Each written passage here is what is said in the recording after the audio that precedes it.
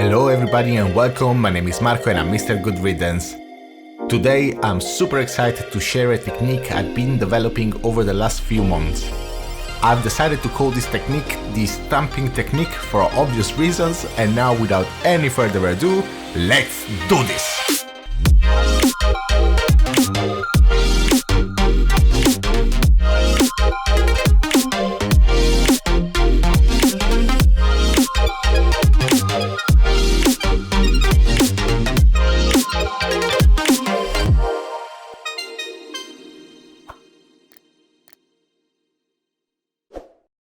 Over the last 5 weeks, I've been sharing tutorials on 5 different techniques which I picked as necessary in order to achieve the stamping pour results.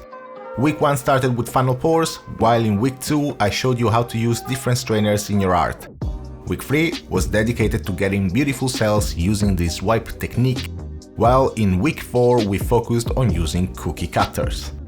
Finally, last week was dedicated to applying silicone oil with a comb to get amazing cells.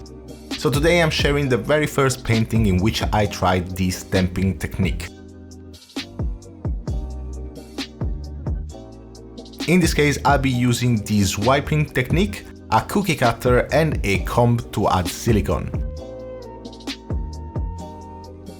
In the next days I'll publish more videos in which I combine the other techniques to achieve similar results, and if you have not watched my previous tutorials you'll find them all listed in the description below. So let's speed this up. As usual here, I'm just adding a line of color after the other without caring too much about the blank spaces, as we'll fill them later on. I'm also tilting the canvas a bit to allow the paint to spread a little more.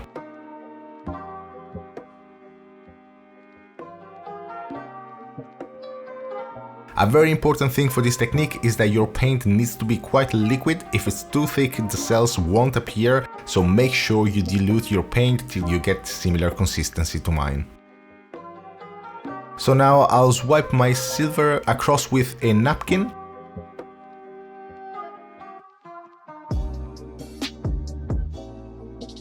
And now it's time for the stamping part. In the bottom left corner of my screen, you'll see a dish where I've added a little puddle of silicone oil, and I'm now adding my cookie cutter in it and letting it soak for a few seconds. Since this was my very first experiment, I soaked it quite a lot, so I'm adding it to the center now, let it rest for a couple of seconds and pick it up.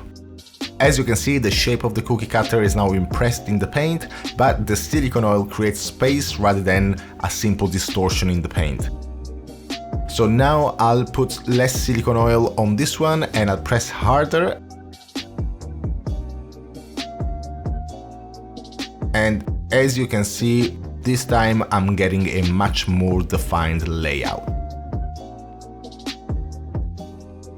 Let's add another one. Let the excess silicone oil drip and again press down on the canvas for a couple of seconds before lifting. So you'll see that sometimes when you remove the cookie cutter some drops will fall on your canvas, and that's okay, it creates quite a lovely effect anyways, and it just helps the next step of the technique. So now I just want to add one last smiley here, kinda on the edge, getting off the canvas. Perfect. And now I'll start adding all of my cells using a comb, and for this painting I'll add them in the first half of the painting, kinda fading away towards these smiley faces. So now we can just sit back and enjoy the process of creating cells all over the canvas.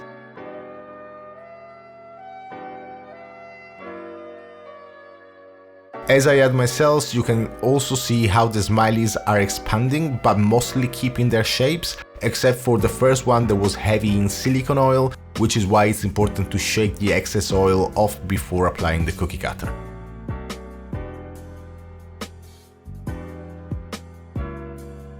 So I'm also using the bottom of a brush here instead of a comb.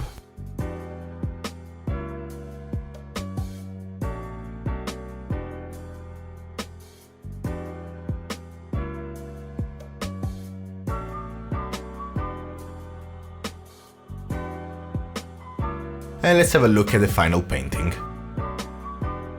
Again, I am super excited to share this technique with you. I've been dying to show it to somebody.